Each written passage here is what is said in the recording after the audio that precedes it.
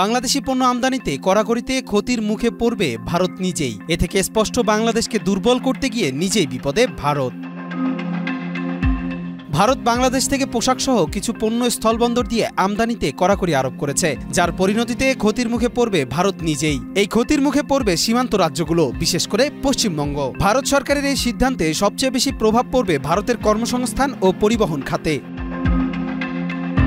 নতুন নির্দেশনা অনুযায়ী তৈরি পোশাক কেবল নাভাসেবা ও কলকাতা সমুদ্র বন্দর দিয়ে আমদানি করা যাবে। ফলে পেট্রোপোল সহ অন্যান্য স্থলবন্দর হয়ে এসব পণ্য প্রবেশ পুরোপুরি বন্ধ হয়ে যাবে। আগে যেখানে প্রতিদিন 20 থেকে 30টি ট্রাকে পোশাক আসত, এখন তা শূন্যে নেমে আসবে।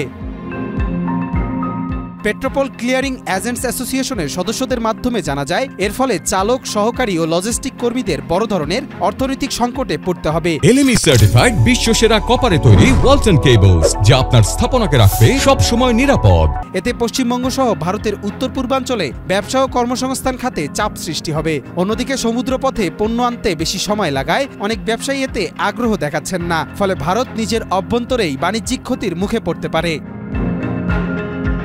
বিশ্লেষকরা বলছেন, এটি একক সিদ্ধান্ত নয়, বরং বাংলাদেশের পক্ষ থেকে ভারতীয় পণ্যের ওপর ধারাবাহিক নিষেধাজ্ঞার প্রতিক্রিয়া। বিশেষ করে বাংলাদেশ ভারতীয় সুতা, চাল, কাগজ ও তামাক সহ একাধিক পণ্যে সীমাবদ্ধতা আরোপ করায় ভারতেই পাল্টা ব্যবস্থা নিয়েছে। কবির চৌধুরী, মাই টিভি।